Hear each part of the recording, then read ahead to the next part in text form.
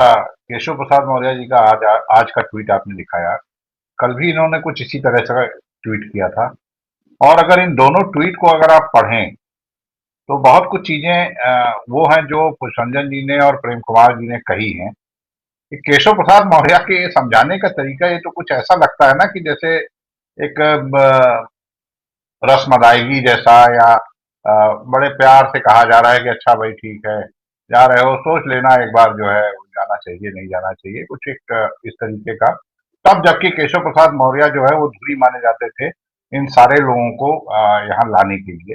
तो एक ये मुझे जो है इसमें एक रस्म अदायगी जैसा ही कुछ दिख रहा है कि भाई आपको कहा गया है या आपको डैमेज कंट्रोल में लगाया गया है, तो आप ने एक आप देखें इसमें बड़े भाई दारा सिंह जी आप अपने फैसले पर पुनर्विचार करें, ये इस तरह का जो है।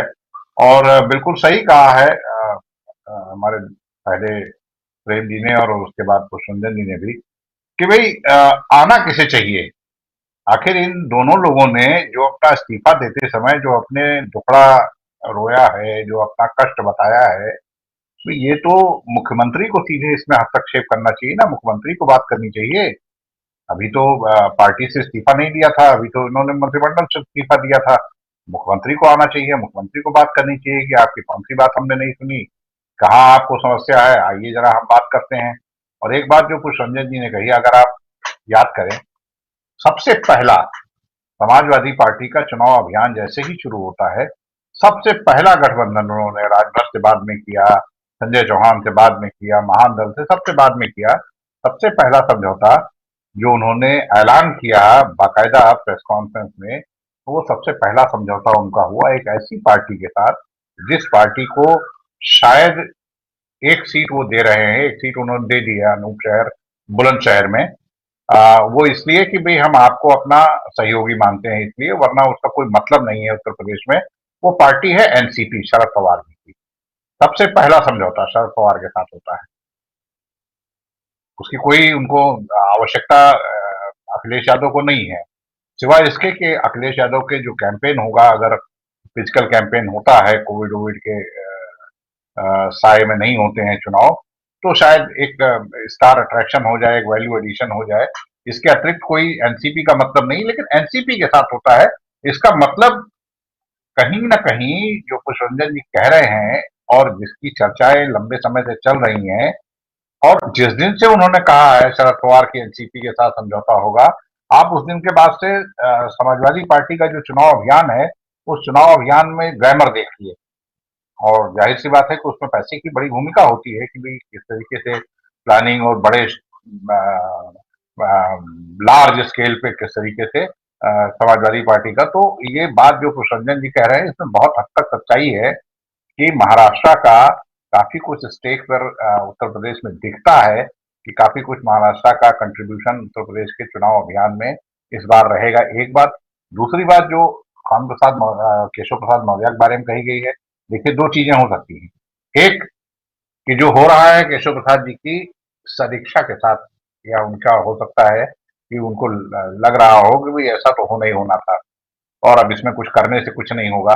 दूसरा ये भी हो सकता है कि केशव प्रसाद मौर्य की मर्जी के बगैर या तमाम बड़े लोगों की मर्जी के बगैर हिंदुत्व के दम पर चुनाव लड़ा जाएगा। शायद ये जिद या ये आग्रह ये योगी आदित्यनाथ का रहा होगा कि भाई पिछड़ों का छोड़ो, हिंदुत्व के दम पर चुनाव लड़ेंगे, अयोध्या से चुनाव लड़ेंगे या मथुरा से चुनाव लड़ेंगे।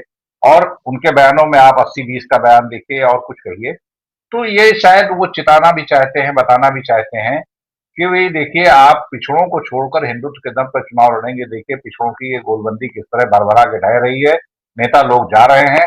कहा गया है तो रस्म अदायगी के लिए उन्होंने कह दिया कि भाई बड़े भाई आप जा रहे हो, बड़ा गलत कर रहे हो, नहीं जाना चाहिए आपको। ये बहुत पुचकारने के अंदाज में जो है ये ट्वीट मुझे दिख रहा है, आज का भी और कल का भी, दोनों का। मतलब इसमें कहीं कोई मलाल, कहीं कोई मुझे वो नहीं दिख रहा है। ये तो बिल्कुल ऐसा लग रहा है कि जैसे मतलब कहा गया है तो चलो ठीक है, इस तरह से एक बड़े लीपापोती के अंदाज में ये कह दिया जाता है।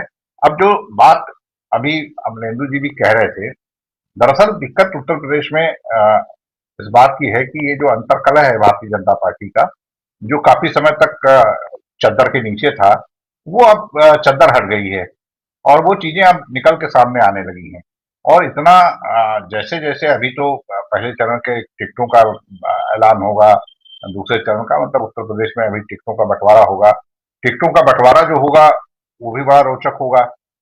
आप देखें उत्तर प्रदेश में जो चुनाव कमेटी बनाई गई है जो टिकट तय करेगी, वो कमेटी जो पूरी की पूरी देखिए आप, उस कमेटी में मुझे नहीं लगता है कि योगी आदित्यनाथ अगर कहेंगे कि ये 10 लोग हमारे हैं जिनको टिकट दिया जाना चाहिए, तो पूरी कमेटी में वो कौन से लोग होंगे जो उनके 10 टिकटों पर मोहर लगाएंगे।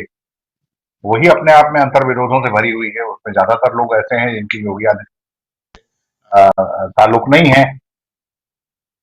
टिकटों को लेकर एक ज्यादा बड़ी अंतर्कलह नहीं होगी, ये भी मुझे नहीं लगता है कि ऐसा होगा। उत्तर प्रदेश में लंबी खींचतान भारतीय जनता पार्टी को अभी एक संकट, और इससे बड़ा कहीं बड़ा संकट वो अभी टिकटों को लेकर आने वाला है। ये तो अभी पिछड़ी जात के नेता हैं जो कि जा रहे हैं, उनको लग रहा है कि भाई हम हमारा कोई रोल बचता नहीं है उत्तर प्रदेश में।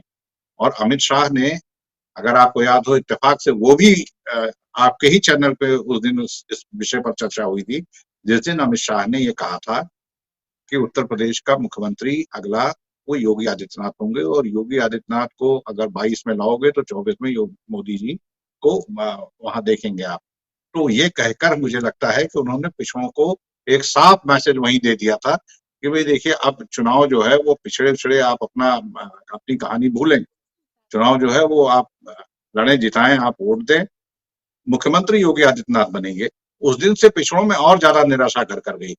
पिछली बार जब चुनाव हुआ था तो उस समय पिछड़ों को बड़ी तादाद में, पिछड़ों के अलग अलग नेता, बहुत सारे यादव नेता तक उत्तर प्रदेश में भारतीय जनता पार्टी में शामिल किए गए थे, और उन सबको लग रहा था कि शायद एक पिछड़ा चेहरा वो भारतीय जनता पार्टी में मुख्यमंत्री बनेगा, और एक पिछड़ों का वर्चस्व दिखाई पड़ेगा।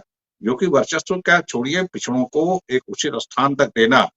आप देखें जो स्टूल की तस्वीरें दौड़ाई गई, विरोधियों ने ही इस बात को काफी प्रचारित किया, लेकिन ये एक बताया गया, एक मैसेज दिया गया कि भाई देखो आपका आपकी जगह कहाँ पर है। तो ये निराशा जो पिछड़ों में आई, उनको ये लगा, और जब जैसे भारतीय जनता पार्टी का कैंपेन अपने गियर पर आता है, अपना फुल गियर पे आता है, उसके बाद तो ये साफ हो गया कि अब उत्तर प्रदेश में भारतीय जनता पार्टी की राजनीति पिछड़ों के इर्द गिर्द नहीं रहेगी। भारतीय जनता पार्टी वापस उसी अपने 90 के दशक के राम मंदिर, वही हिंदुत्व, उन्हीं उस पर जा रही है। तो फिर पिछड़ों ने किनारा कसना शुरू कर दिया, उन्होंने अपना राह चुन ली।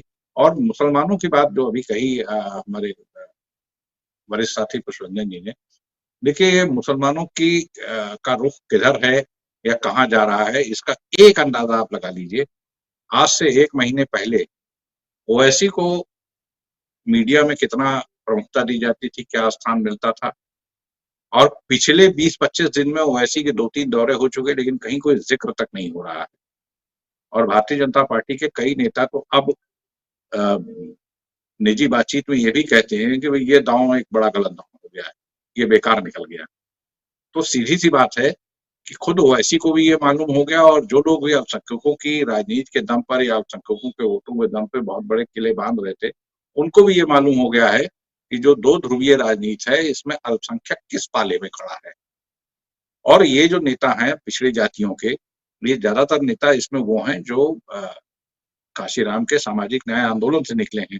जमीनी हकीकत इनको बहुत अच्छी तरीके से मालूम हो है, वो ओम प्रकाश राजभर हो, स्वामी प्रसाद मौर्य हो, दारा सिंह चौहान हो, उनको मालूम है जमीन पर कि वोट किधर जा रहे हैं। अल्पसंख्यकों में कोई डिवीजन नहीं हो रहा है, पिछड़ों के वोट जो है वो उनमें किस तरह की नाराजगी है, तो ये जमीन की हालात को जानते हुए ये अपने फैसले ले रहे हैं। तो जाहिर सी बात है, ना दारा सिंह चौहान का टिकट कट रहा है, ये कोई आदमी भारतीय जनता पार्टी में नहीं कह सकता है। ना स्वामी प्रसाद मौर्य का कोई टिकट कटने वाला था, बल्कि उनके कहने से कुछ टिकट मिलने भी वाले थे रहे होंगे। ये कोई नहीं कह सकता है कि इनके टिकट कहीं से कट रहे थे। लेकिन जमीन की हकीकत इनको, राजभर को, दारा सिंह चौहान को, इन सभी को भली बात मालूम थी। शायद इसलिए ये पिछड़ों का या पिछड़े नेताओं का जो अलाइनमेंट है वो समाजवादी पार्टी की ओर ज्यादा दिख रहा है। बिल्कुल।